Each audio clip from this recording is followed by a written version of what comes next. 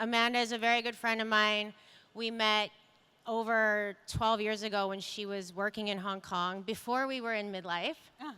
And then we've just stayed friends. And now we're in midlife, and all we talk about is midlife. And I want you to talk to us about who you are, what you're doing, and also why we're so obsessed right now with midlife. Yeah, and the word thriving, like, how dare you? Like, who has permission to say, and declare what it means to thrive in midlife? So, I mean, we said yesterday, we could all agree that every single one of us is thriving because we're in a beautiful luxury mall on a Monday morning. Yeah, watching women of Drinking power coffee. speak. Yeah, Yeah, so talking about midlife. If we were to zoom out, we're all thriving. Yeah. Who am I? Why am I here? I'm 45. I grew up in the United States, and I am a mom. I have a 14-year-old stepdaughter and a 4-year-old daughter, and I'm in a relationship. I have a partner and a business. I consult with companies around the intersection of community, brand, and culture, and I have a startup called Hysterical, which is intended to create whisper cultures and help women understand. The first whisper culture we were creating is around menopause, and so how to understand what's happening with our body in midlife. But why we're really here is because I think Lindsay and I always want to say yes to various opportunities, and the idea of coming to speak and then the freedom and autonomy to speak about whatever we want was thrilling, because I think more than anything in midlife, I realize how little I want to be told what to do. What about you? Yeah, I couldn't agree more. It's like this whole second chapter of life. I guess midlife is somewhat arbitrary because you don't really know how long you're going to live for. But I've noticed this huge shift, in my 40s, which has been my favorite decade so far, hands down, of this newfound freedom to choose what I want to do and choose who I want to spend time with, which I'm very aware is a luxury to be able to have that choice.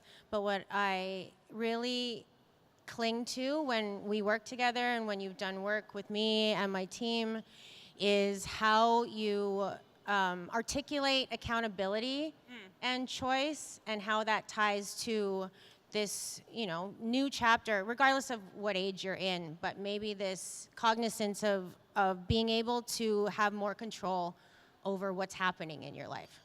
Yeah, control is such a powerful word. Choice is a powerful word. I think, what's true about this human experience that we're all in is that it's rife with uncertainty. We have no idea how long we're going to live, or what the next day is going to happen, or the next time we're going to feel hard feelings. I think the most fundamental truth of being a human is how we deal with uncertainty, because that's all there is. And why I do this work is because I think one of the superpowers available to all of us, women and men, is this notion of choice and our mindset, and that we can choose how we might respond to a situation, or we can choose our relationship to the uncertainty or to the things that feel easy and hard. And in that choice, we're able to move forward with more energy, with more agency, with more vitality, like Vivian and Bastion were talking about. And I think what is true about this midlife sort of moment, and it's not just a moment, but this phase of midlife that we're talking about, is that having the power of choice and being able to deal and respond in ways with power is really the difference between letting life happen to you and really powerfully moving forward into the life you want. And at 40, at 45, we realize we have less time to lose and monkeying around with the things that don't work for us anymore. And so what I want people to understand is that if we stand in our own choice, we can design the future that we want in a way that maybe didn't feel as possible in our 20s and 30s. Okay, hold on. Beep boop, beep, beep boop. These are my notes.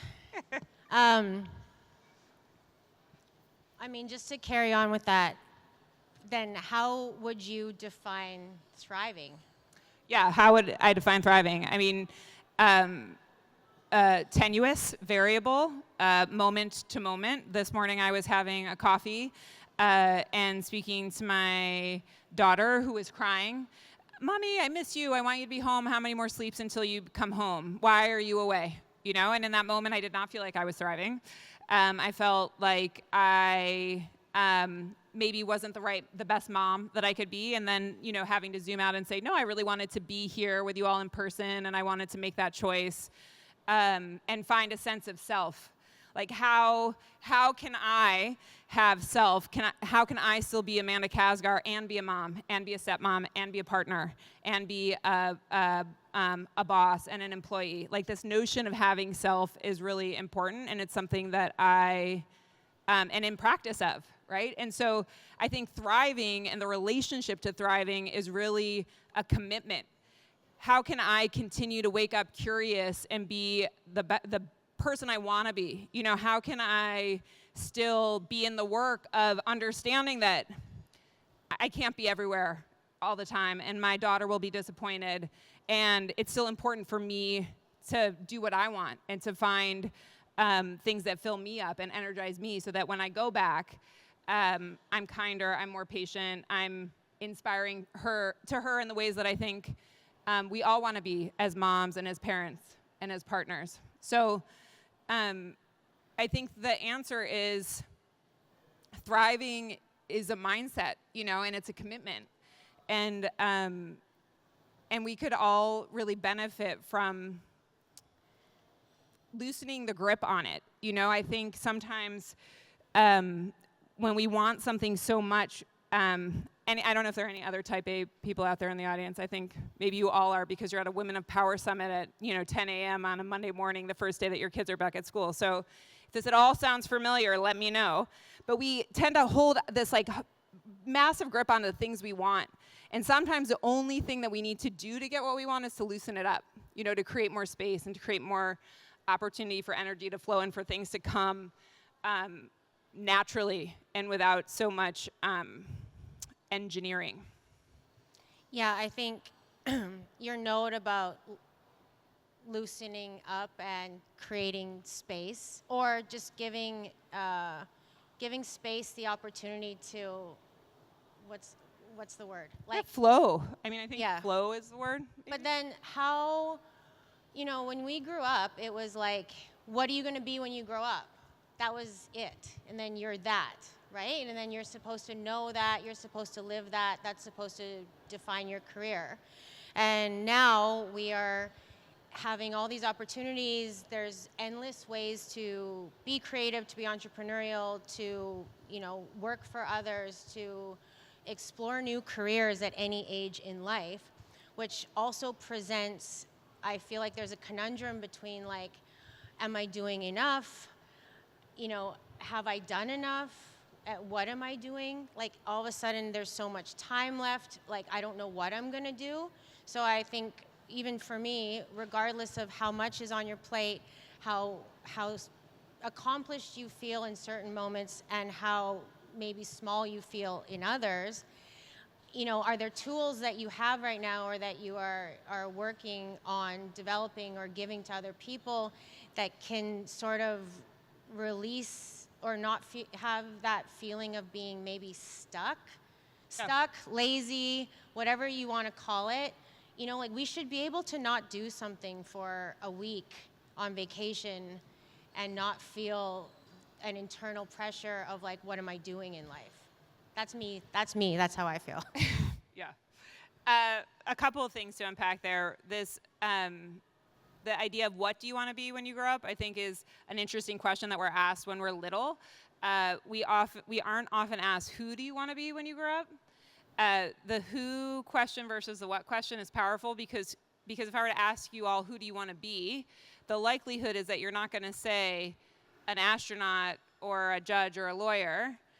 Who you might want to be is kind or present, or who you might want to be is free and at peace, right? Like who we want to be, I don't think changes over time. I think what we want to do with our time and our vitality and our gifts and our genius is changeable. I read somewhere that the average person has 9 careers. And as we just heard Vivian, it's never too late to shift, right? And so I think the freedom, loosening the grip from the what and then creating space for the who is very powerful. And then there's this other piece around the tools, you know, and how do I have more tools? And I think what I'm learning, and I always hope to be learning, right? Like we're not here with any answers, right? We're just here with some questions and some context. And I think what is available to all of us is to put ourselves in situations where we're learning and we are able to generate more context and more ability to connect the dots in different ways. When we're in midlife, our learning switches from what you know to being able to connect the dots between things and bridge those dots to a wisdom. And that wisdom is more powerful than just the details or the facts. So our learning changes over time. But what I think is really powerful in that is this notion that, so anyway, what I have been learning and what is more present to me than it ever has been before is that the older I get, the more I realize there are trade-offs. And, you know, I grew up in a really lucky place where I was told I could do whatever I wanted to do, and I worked for a lot of really powerful women, and I never really understood sort of the limitations of my sex or my location, you know, in ways that maybe other people had. And so I grew up with this notion that I can have it all and do it all. I can be a mom, I can have a career, I can hop on a plane and be 17 hours later in Hong Kong speaking at this Women of Power summit wearing a blazer, you know? But the truth is that there's a trade-off. My daughter called me crying this morning. I'm not there. And I think the more we tell ourselves that we can have it all, the more we're open to disappointment. And the thing that I'm choosing now is not where I want to be and when, but like what I'm choosing the trade-off, right? So if I'm going to go back to my home and be with my daughter this week on our first week of school and still be great at my job and still be in a meaningful and deep relationship with my partner, then actually what's going to give is that I'm not going to go to the gym next week. And that's a choice, right? And I'm not going to beat myself up about it. I'm going to say to myself, you're making a choice to be a partner and a mom and a colleague in a way that is really important to you. And your physicality, my physicality, which was also important to me, is going to take a back seat for a week. Or I'm not going to call my friends, and community is really important to me. But maybe right now at this phase of my life when I have a 4-year-old and a 14-year-old and a really dramatic husband, maybe my friendships take a back seat, right? And that's the thing, like that's where choice comes in. Like how am I spending my time? What am I choosing? Knowing what I know, because what I think is like the craziest part of being in midlife is that we have all this context, we have all this self-awareness, we know so much more, and we have the choice to do better with what we know. And sometimes that can feel oppressive, you know, like knowing so much and being so self-aware can be exhausting. You know, I wish I was 20 and dumb and young and, you know, like, remember, we thought we knew everything. And it was nice. There was freedom in that. Yeah. Yeah, I think you're right in that you feel more responsible for everything that you do because you have a better idea of what the outcome is going to be.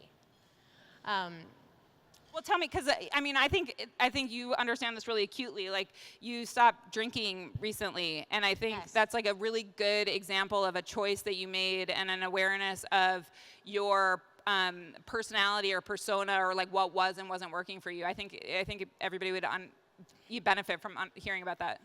Yeah, I think I cut alcohol from my life over a year and a half ago, and if you know me at all or knew me before then, you know, it's not as shocking now, but back then people would be like, what?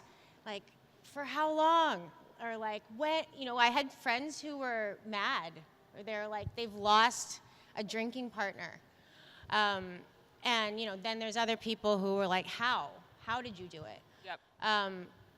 And I have a very extreme personality.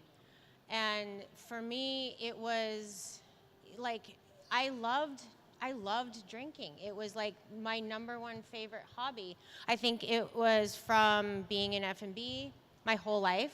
So Did you own a liquor company at some point? I owned a liquor company. So there's that. Yeah. No longer. Yep. They have nothing to do with each other. But also I've noticed in my personality that the things I am passionate about become business. That's naturally how I also can't separate work from business, which I'm trying to do, sort of trying to do.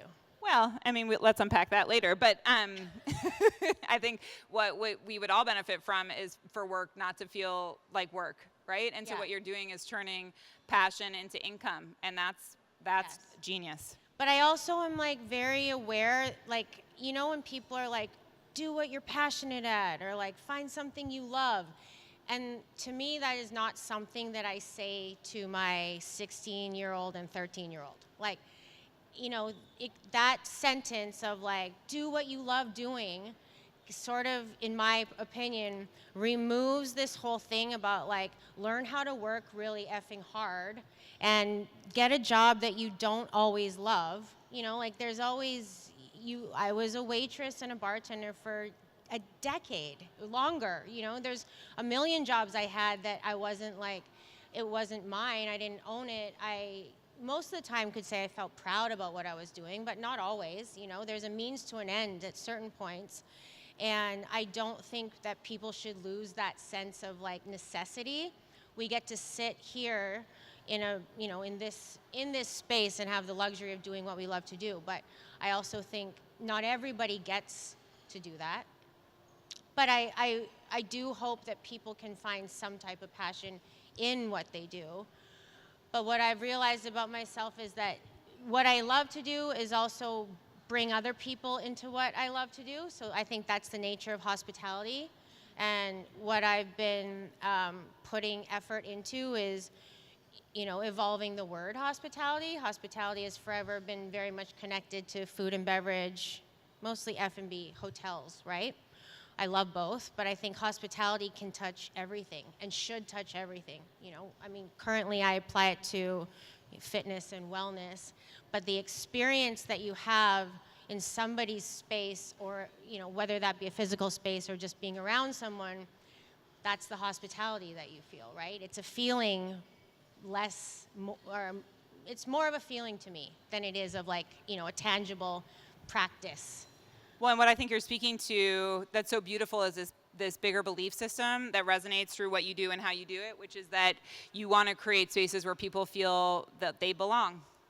And we live in this world where we orient to each other from our differences instead of our similarities, and really all we want is to belong to something, someone, to ourselves.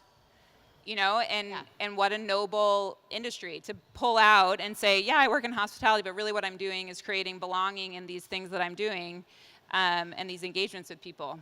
This is why I love you, because you can frame it in the nicest way. Well, I mean, this is what I want you all to think about, and this is some of the work I lead, but nobody asked me, like I got to 34 years old before somebody asked me, what do you believe? And I don't know if anybody here has not heard that question, but we grow up in religion and dogma and government and all these things where there's belief around us all the time. And there's so much belief out there swirling around that sometimes we get lost and we don't understand what we own individually believe. And so if you could take one thing away from today, I would say ask yourself that question and sit with it too. I have this homegrown belief. This is my own personal belief, but I'll share it because we're at the Women of Power Summit. I believe, like, you know, we spent a couple lifetimes on this planet, maybe more, maybe a dozen lifetimes. I mean, who's to say? But I believe you have to go through a number of lifetimes as a man before you're even qualified to come back as a woman. It's true, right? I know, right? But that's because of, like, my relationship, you know, like now at this point in my life, being a mom and like being so responsible, it helps me deal with all the male ding-dongs in my life. Oh, they're just like baby souls. They don't have as much experience. No offense, sir.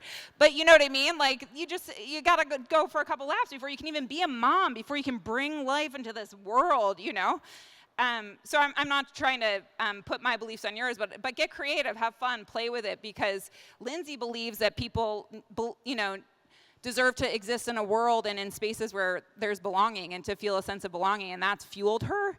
I believe that too, which is why I spend my career creating community and helping people understand choice, and that we can actually belong to ourselves in a really powerful way, so that it feels good to do what we want to do, be who we want to be. I think we're answering the other question, or the other topic we had was like, what is a woman of power? And I, like you, grew up in a family and community, village, whatever you want to call it, where like being a woman, girl, whatever you want to call it, was not, like, it wasn't special. We weren't treated, it wasn't like because you're a girl. Even in every job I've had, I never felt like I was marginalized, which I realize is also, I'm grateful for that.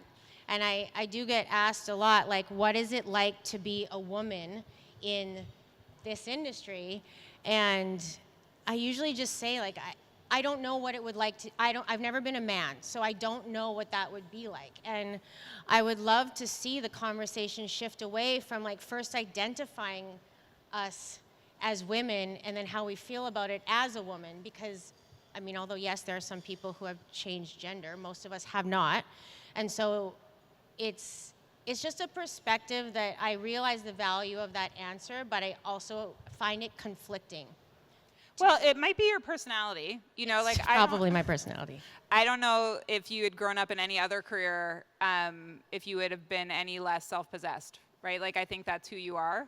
And it's also curious that we're here at this like Women of Power Summit, and the first 4 speakers are wearing blazers. We're in our power blazers. I rarely wear a blazer, but today I thought I had And to. I'm looking at my friend Frederica, who has this like very beautiful tailoring company called Frey. It's on Ice House Street. You all should go. It's all beautiful. But like, and I'm super inspired by Kamala Harris. She's running for president of the United States. It's a very exciting time, and scary time.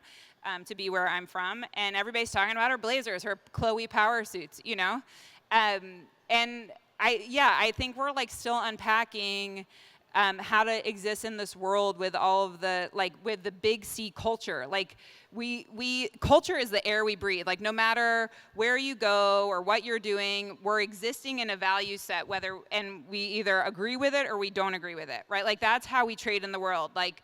Am I comfortable in this space? If yes, it's probably because there's something there that is aligned with how I think and feel about the world. If I'm uncomfortable in this space, it's because of the opposite. And if I start to notice those values that are present, then I can start to understand myself more, and I can start to be in choice more, which is the power that you're talking about. How can I have responsibility over my feelings? What was so cool about what Bastian was talking about, she talked about this glass wall we have here. I think it's because they don't want us to fall off the stage, which I appreciate. But it's like so fun. Later during the happy right, but I want to hour like touch part. and feel you guys. She talked about like this energetic wall. How do I protect myself from the feelings of somebody around me? And I think that's true. But what I also want us to know is that if I'm having a feeling, it's my responsibility. It's not the person who's making me have that feeling's fault that I'm having a feeling. Yeah. I mean, that like blew my mind when I learned that. Oh, like to understand that personal responsibility is that I'm responsible for the feelings I'm having. That if somebody is messing with me, it's because of me, not them. Whoa. Now I'm going to spend the next 45 years of my life just like being less messable with. Well, that was the whole thing that I discovered when I decided to cut alcohol, mostly because I was just bored of that habit I was in. And I just didn't want to do it anymore. So I just chose not to, and not with any sort of finality. Like, I was like, yeah, when I want to drink again, then I will. And I still feel that way. If I have the desire to do it, just like anything else, then I will. I don't currently. But through that process of elimination, I have had this whole new friendship with myself. Like, I know all of a sudden I'm like getting to know myself on these levels that seemingly over the last like 30 some years, I had just put this, you know, I had put up fences, walls, whatever you want to call it, around me internally. And I think like what I've been doing over the last almost 2 years is just like getting rid of all this in the way. And like that to me is now carving out this new path of my midlife and beyond. And it's like the most exciting feeling I've ever had in my whole life. Like I wake, I mean, not every day because this sounds ridiculous, but I really do wake up and I'm like, I'm excited. Like I'm just so excited to be at this place in life where I have all this stuff that I've learned in my toolkit, and I'm now self-aware enough and like in touch with myself enough to be able to use it properly. What's something that you've discovered in this like renaissance of your relationship with yourself? Like, what do you appreciate about yourself that you had lost? I actually think I might be an introvert. Oh, huzzah, she says on the stage in front of all these people. I realized how much time I like to spend alone. Like before I realized I was never spending time by myself. Yeah. Ever. Yeah. You know, I was never alone. I was with friends who I love. I was hosting. I was at work. I was with my kids. I was busy. Like I was busy, but I was never just fine being by myself. And like it's just like this whole sense of calmness that I've learning to embrace that too. And that's been another exercise. Well, and what a gift. You know, like we don't get another shot at this, right? The only person that you're able to be is you. And so if suddenly the comfort level ratchets up a notch, what a gift. And so what can we all do to just accept and be comfortable in the skin we're in and who we are, and wake up every morning excited, but also in forgiveness, you know, of all the iterations of ourselves before. You know, like I often look back and I'm like, oh, like am I comfortable with all the phases of who I've been? And the truth is that all of me is in me now, and I can like use that collective awareness and experience to then wake up today and practice really with consciousness, like who I want to be today. And it sounds like you're doing the same thing. And yeah, that idea, like you're the fullness, we're all the fullness of our whole experience. And wouldn't it be great if we could all accept that? Yeah. And choose it. Okay, we have 90 seconds left. Oh, holy moly. Talk to me about the last 90 seconds and what you've been working on. And I know you're coming back to Hong Kong in February. Oh, yeah. As well. I mean, I feel like I'm also your agent. It feels that way too. This is my new job. Yeah. Oh, yeah. Because you're just passionate about it. It's cool. And I like so deeply appreciate you and the curiosity that you orbit in the world with. I think it's inspirational that you are able to reinvent yourself so much and to bring people along with you on the journey. I think, you know, this notion of being a KOL, like a key influencer, has been so co-opted in like all these different circles and all the rest of it. But we're all influential. We're all a key opinion leader for someone. And wouldn't it be great if we were leading people and influencing people for them to be the best versions of themselves? And that's what you do, and I'm really grateful for it. That's what you do also. Yeah. Well, so then that's the parting thought. Can we all go forth in our world and influence the people that we love to be 100% themselves and comfortable in their skin, and each of us too? YOLO. Hey, thank you guys. Thank It's been you. great to see you.